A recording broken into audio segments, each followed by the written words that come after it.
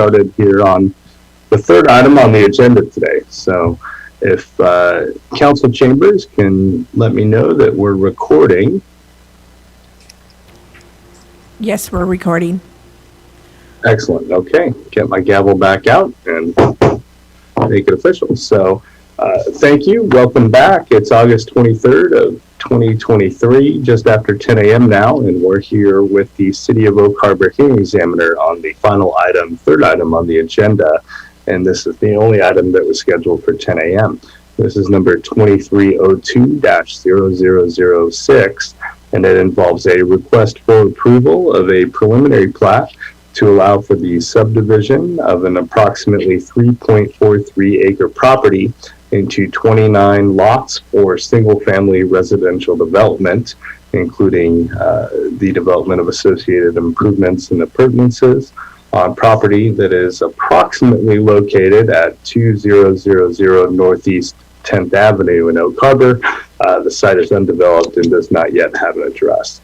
My name is Ada Reeves. I serve as the city's hearing examiner, and it will be my role today to collect evidence in the form of exhibits and testimony to determine whether this proposal is consistent with the city's comprehensive plan, zoning ordinances, critical areas ordinances, and the specific criteria for approval of a preliminary plat under the municipal code.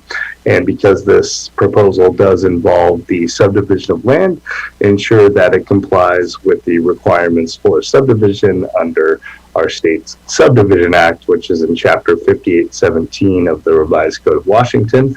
Although here in the City of Oak Harbor, the criteria for review of a preliminary plat are essentially identical. So those overlap. But to that end, I did receive several exhibits in advance of the hearing that I had an opportunity to review.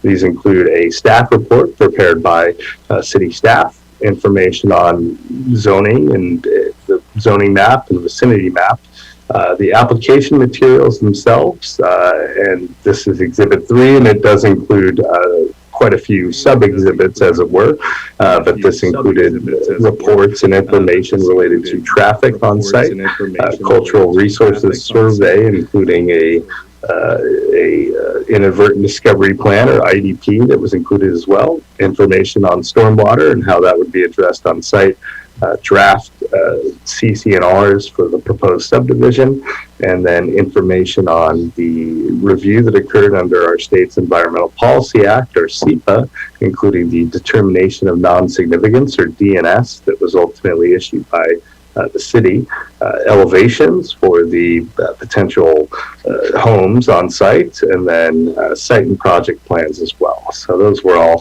included as Exhibit 3. Exhibit 4 included information on street trees that could potentially be proposed, and then information on the notice that was provided in relation to the application and today's hearing, and then one public comment that was received by, I believe, Robert Merrill. And so those are the exhibits that were provided in advance of the hearing that I had an opportunity to review, and I'm going to go ahead and admit them into the record. Should anyone have additional exhibits they would like admitted into the record, let me know when it's your opportunity to testify, and I'll address admitting additional exhibits at that time. All testimony today will be under oath or affirmation. That's because we're my decision to be appealed under our state's Land Use Petition Act, or LUPA. The recording of today's hearing, as well as the admitted exhibits and my decision, would serve as the foundation for any such appeal. Finally, the order that we typically follow, and I believe we're going to follow today, is first I'll swear in city staff who will give an overview of the proposal and the review process that led us to today's hearing. Then we'll turn to our applicant representative to see if they have any additional information they feel that myself and members of the public should be aware of in advance of my making a decision. And then we will see if there are members of the public interested in testifying. And I believe we do have at least one person interested that's there in the hearing room. And then after hearing from the public, we'll turn back to the applicant and then city staff for any response if appropriate. So with that, we'll go ahead and get started. And Ray Lindenberg was sworn in earlier today. Again, this is our third item on the agenda, but if you could just introduce yourself for anyone new that has joined us, that would be great. I'm still on mute. I'm Ray Lindenberg, Senior Planner for the City of Oak Harbor, Project Manager for this particular application, and I'll be presenting the application today and answering any questions anybody might have. Great. Thank you for being here. And with my rundown of the subjects track with what you were hoping I would review in advance of the hearing? 100%. I'm going to go ahead and give a little background into the location, the site, and some of the changes to our zoning code that have happened in the last year or so that have kind of changed how this property would be developed than typical. So I'll go ahead and start on that if you're ready to go. I'm ready, please. Okay. So I'm going to put up on the screen here just a minute an aerial photo of the property so we can kind of get oriented and everything. The two parcels that we're dealing with here are these two forested pieces kind of in the middle of existing developed suburban type development in the city of Oak Harbor. The interesting thing to note here is that the development pattern is pretty consistent as far as, what was intended to be here. You can see that the eventual T intersection was kind of always intended. Those were just dead end streets at some point that were to be connected. The interesting thing is that some of those streets were developed in the late 1950s and some of them were developed up until the late 1980s. So it's been a long process to develop this area, and this is kind of the last puzzle piece located in this neighborhood.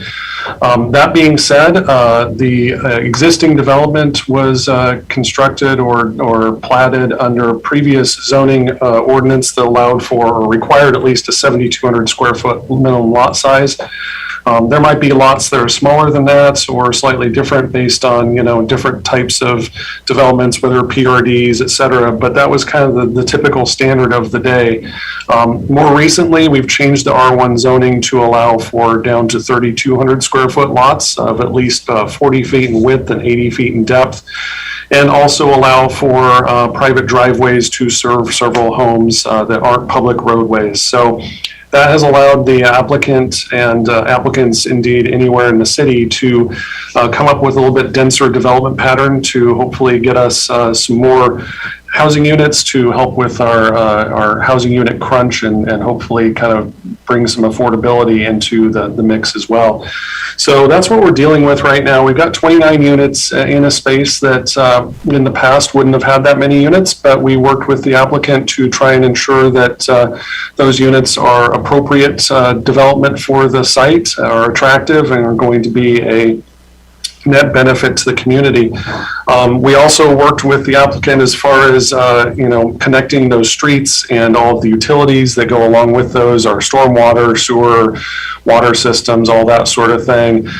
So this will essentially kind of complete this part of town as far as the utilities are concerned.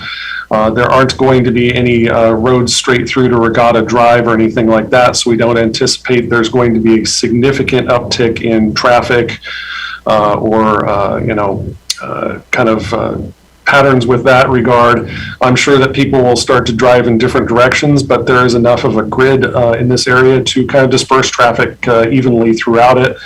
And we don't feel like that there's going to be an issue with that. We do have the traffic study that was completed and shown for your approval. Does not show any,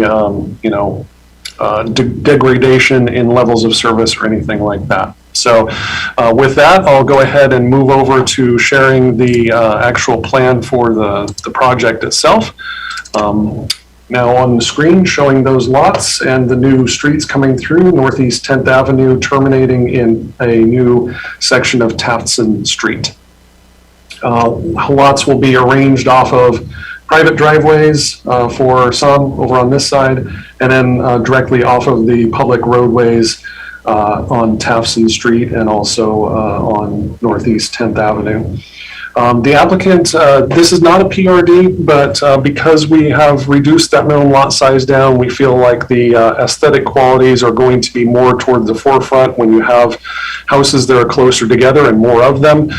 We have essentially made it so that we are reviewing the aesthetics of the property through SEPA and then providing conditions of approval to go along with that with the preliminary plat. And so the applicant did provide us some potential designs for the housing on the site. And excuse me, those are attached to your staff report. We did request that they do some modifications to their original plans to have some of those houses be a pedestrian style entry off of the street with a garage in the rear to kind of enhance the aesthetic qualities of the subdivision itself. And so when you look through that, you'll see that some of them are labeled as rear garage or entry points, front load garage, etc. So going back to the plat itself, you'll see that the houses that have a front porch and a garage located to the rear are going to be along Tafson right here, so that you'll have a front porch that enters off of a sidewalk. Kind of felt that that would be a nice little aesthetic quality there. And then having the garages located on the back, so you don't just see garage, garage, garage, and car as you drive down the street, or walk down the street. As you can see also that there is a little bit of a bend to Tafson, which serves two purposes. Number one, so that we can fit these lots in here with the setbacks and everything appropriately. But also it'll serve as a traffic calming effect. As people come through here, there won't be a straight shot through for people to increase their speed and cause problems along those lines. So that was something that was part of the development or the design process. And then finally, there is going to be a stormwater facility located on the backside here, allowing treatment and infiltration of stormwater.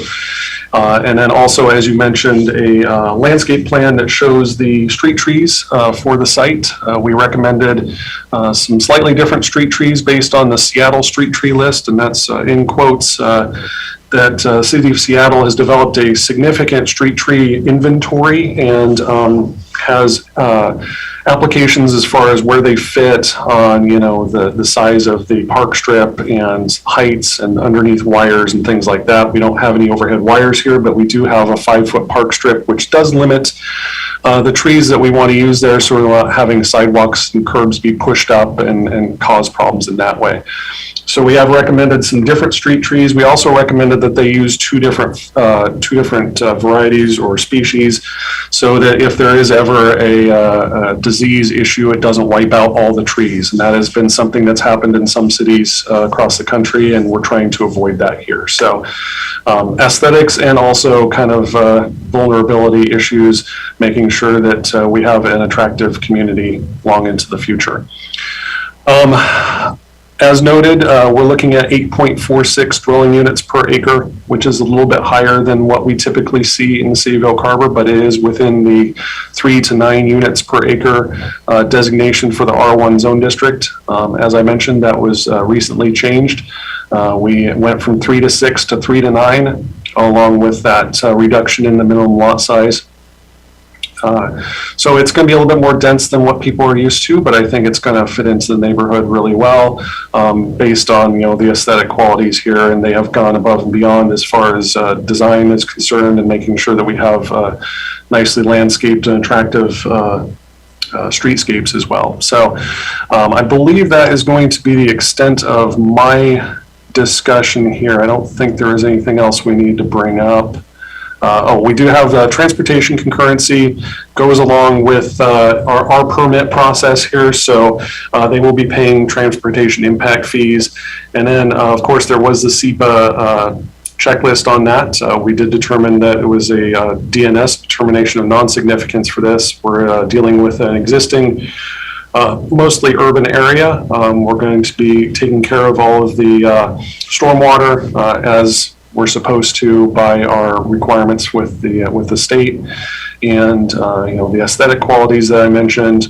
All the other things that happen with review process are taken care of through our critical areas ordinance and all of our other ordinances that go along with that. So we did come up with a DNS and did not have any comments or appeals or anything like that from that notification. So we are moving forward in that direction. So what we're requesting here is a preliminary plat review. Along with that preliminary plat is an approval of the landscape plan itself. and then those house elevations as well.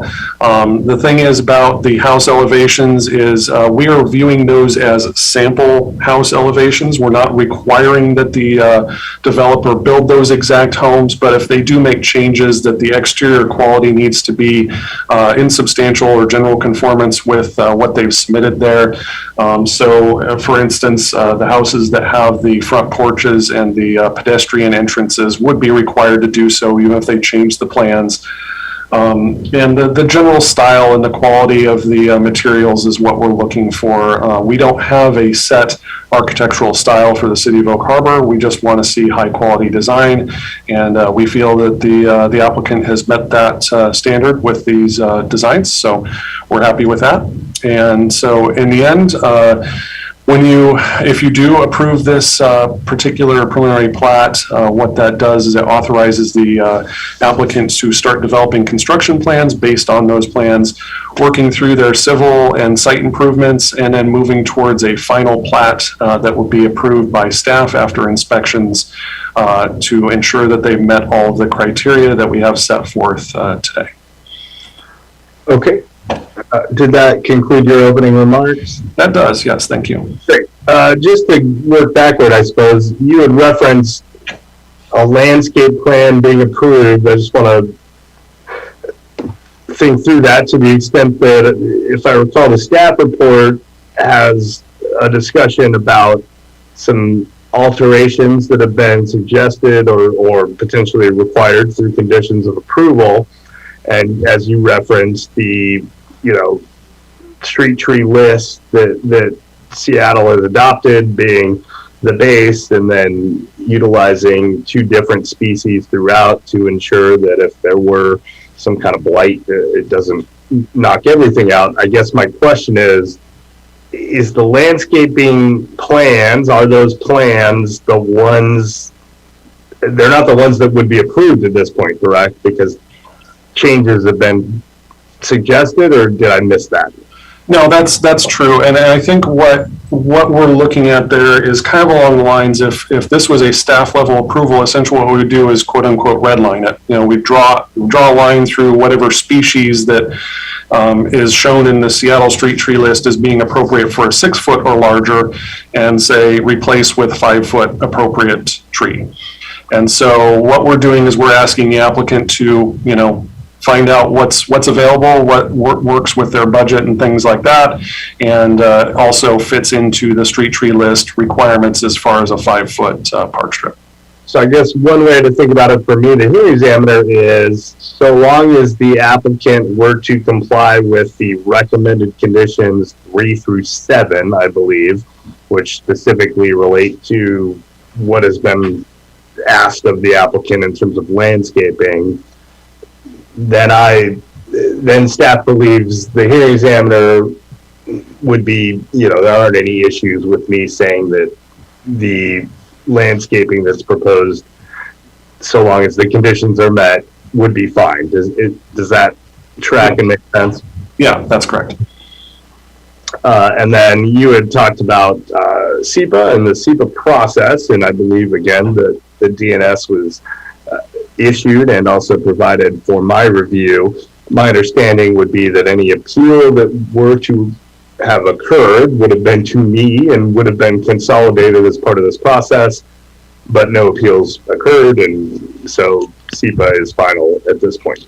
Right. And honestly, if there had been a SEPA appeal, we wouldn't be talking today, because we would have tried and work through that first before we get to this point, I think. Sure. Okay. And then I guess if you can pull the site plan up again, Sure. I just had one question about, you referenced and explained how there would be no, vehicular traffic out there to Northeast Regatta. Out of curiosity, though, is there any pedestrian accessibility out to the major thoroughfare there, or not? We did not, and let me share a different screen. I'll show you why. So when you look at the aerial photo here, this being the site, Regatta Drive is essentially a road through a forest. It's a pretty much just barely above a county road kind of standard. There are no sidewalks or anything here. And you can see the hillside with all the property lines on it, but you can see this hillside doesn't really lend itself for, any type of access, whether vehicular or pedestrian, but there just isn't any pedestrian facility along here, nor really anything to connect to. There is a school down the way here past that Jeep, a little bit further down, but at the same time, that school is also accessible via the neighborhood streets, which do have sidewalks. So essentially, if you wanted to walk to the school from this subdivision, you would cruise down 9th Avenue, go this way, and then be able to cross over at a designated crosswalk in front of the school. And so the connection essentially happens all to the east, or excuse me, to the west pedestrian-wise, but this just wasn't really an appropriate location to provide any type of access onto Regatta. Got it. And you answered my question there, which was in terms of potential walking routes to schools. They do exist. It's through the existing neighborhoods, and then the city staff's confident that appropriate bus stops, or if needed, would be coordinated with area schools as needed. Correct. Okay. Let me just make sure I've gone through my notes. Talked about that already.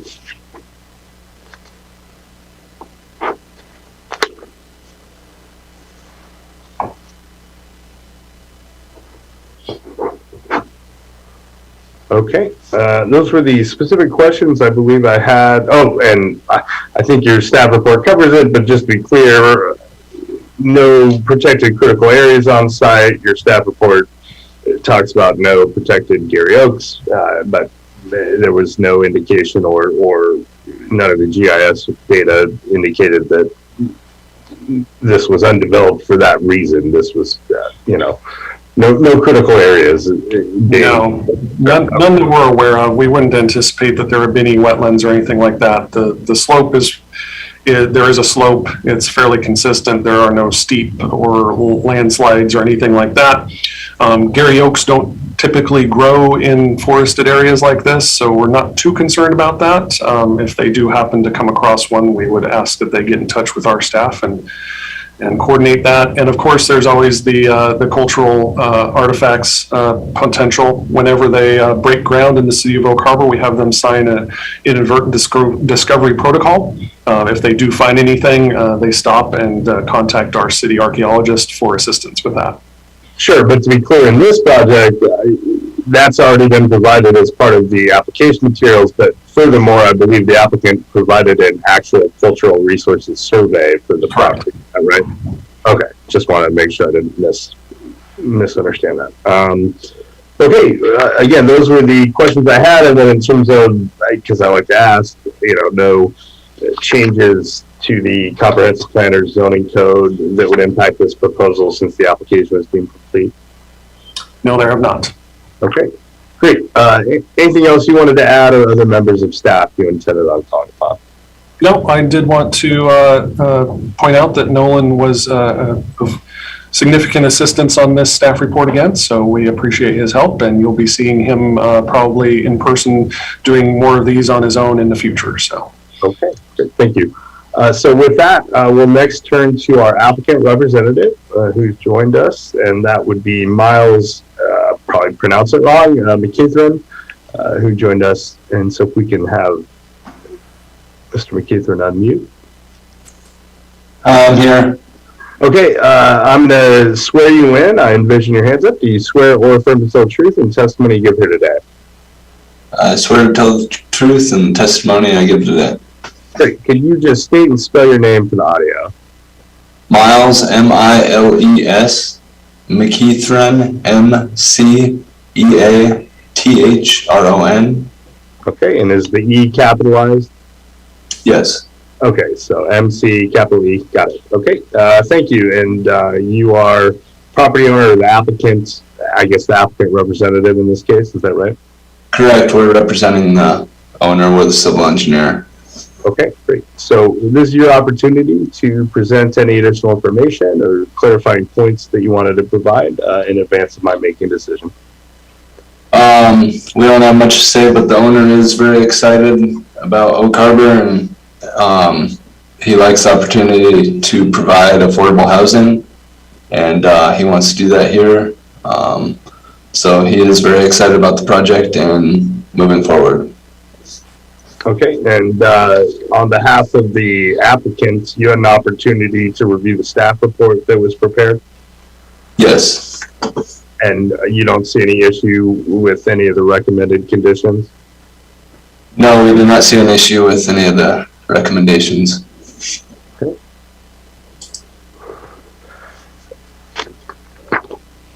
Great. The questions I had, Mr. Lindenberg already discussed, so I didn't have any further specific questions for you, other than timeline. Were this to be approved, is there sort of a thought process as to when things would start moving forward? We would be working on full civil construction drawings and going through that permit approval process, and construction wouldn't be expected to begin until spring 2024, sorry. Yeah, it's like, wait, we're in 2022. Spring this coming year, we're everything to move forward, is what you're saying. Correct. Okay, great. Thank you. I didn't have anything further unless you had anything else you wanted to add. I believe we have at least one member of the public interested in testifying. So if you have nothing to add, I would ask that you remain available in case a response would be appropriate. But nothing further from me. Did you have anything further before we hear from the public? Nothing further at this time. Thank you. Great, thank you. Okay, and my understanding is we do have a member of the public interested in testifying in the room. So this would now be that opportunity if the person there would be interested in testifying. Okay, can you hear me? I can hear you, and I'll swear you in. Okay. Do you swear or affirm to tell the truth in the testimony you give here today? I do. And your name for the record? Scott Parker. And can you just spell that for the audio? Repeat, please. Could you just spell that for the audio recording? Spell my name. All right. Parker. Great, thank you. Go ahead, Mr. President. I live at 1961 Northeast 9th Avenue, and I understand that road it's a dead end right now, and you're planning on putting that as a through road for these 29 units? Sorry, was that a question? Yes, that's a question. Is Northeast 9th Avenue going to be a through road? It's a dead end Okay. right now. I am not an engineer. I'm happy to try to get responses, but if you have multiple questions you wanted to ask, I'll try to. We can't really do a back and forth. That's not how the process works. But you're wondering what happens in terms of 9th Avenue if it becomes a through road. Is that right? Yeah, is it planned to become a through road? Okay. And did you have other questions for testimony? Well, if it is, I was wondering if we could get some speed humps along there on Northeast 9th Avenue. Because from the Ron Air Road down Northeast 9th Avenue, heading east, there's a slope. And everybody who comes down there, they go really fast. And that corner on Northeast 9th Avenue at the bottom, the east side, that is a true 90 degree. You're completely blind in that corner. You have to make a full left turn to go around that corner.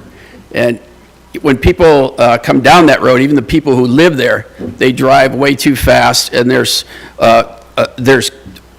households with small children there, and there's several households with very elderly people there.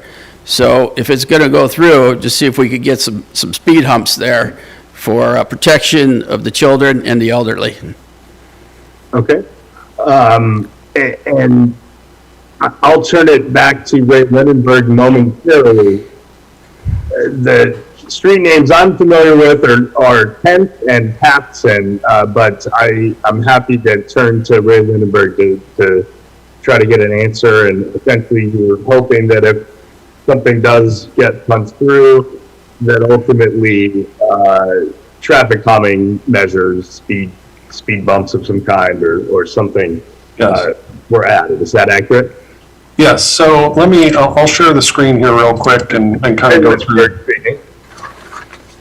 For the audio. Can you hear me okay? Yes, sir. I can hear you. Okay. So what we have, I believe, Mr. Parker lives right here in 1961, down at the bottom of the screen on 9th Avenue. Correct. So we have, the grid system, we have 9th Avenue, 10th Avenue is the one that's going to continue through. And Mr. Parker is correct. The Tafson will connect through here, and then 10th will connect with that. So essentially there'll be a T right here, a T intersection. I believe what he's saying is that as you come down 9th Avenue, it's the same hill slope that the subdivision is looking at, the new subdivision. And so I believe what he's requesting is some sort of traffic calming device probably in this area as you come down the hill. We can certainly coordinate with our streets department, our engineering staff, and see if that is possible. That's something I think that I believe requires some sort of traffic study, speed study, one of those little things that they string across the road to see how fast people are going. Excuse me. So that's certainly a possibility, and I would just suggest that we coordinate with our engineering staff on that, because there will be definitely a change in the traffic pattern there. People will start to kind of figure out which way to go as far as making their particular commute or travel somewhere easier and quicker.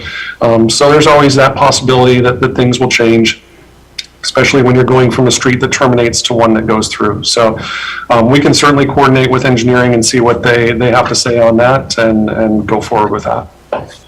Okay, thank you for your time. Mr. Lindberg. Mr. Parker, anything further you wanted to add? This is abnormal, but I think you're the only one here. I'm happy to see if you had anything further. I don't. Great. Well, thank you for being here. And if you are interested in receiving a copy of my decision when it's produced, if you leave your information there with staff, they'll ensure that you receive a copy when my decision comes out in the next few weeks. Okay? Okay, thank you. Great. Thank you very much. So I believe, and I'll go back to you momentarily, Mr. Lindberg. I don't believe we have anyone else in the room as far as I can tell. Just want to verify that. No additional people. Okay, and I don't believe any others have joined, so let me just see, Ray Lindberg wanted to add something, so I'll let him do that, and this is our planner. Yeah, I just wanted to say, if Mr. Parker wants to give his information to our staff upstairs there in the council chambers, like an email address or a phone number, email is a little bit easier, but I will provide that comment to our engineering staff, and then we can kind of go back and forth and see what process needs to be done to have that looked at. And keep him looped in, is what you're saying. Exactly, yes. Okay, along with getting my decision, so. Right. Thank you. And then let me just check with our applicants, Mr. McKeithran. Anything further you wanted to add before we conclude our hearing? Nothing further, thank you. Okay, so I believe then with that, and just Kim Perrin, member of staff as well, correct? Yes. Nod, that's a yes, right? Just making sure, that was the only other name. And so with that, we can conclude our hearing, in fact, our day here in the city of Oak Harbor. So thank you to all those that made themselves available and all those that participated. We'll end our day. I wish everyone safety and good health moving forward. And we'll see you all, I think some of you next week, I believe, is our next scheduled hearing date. Thanks, everybody.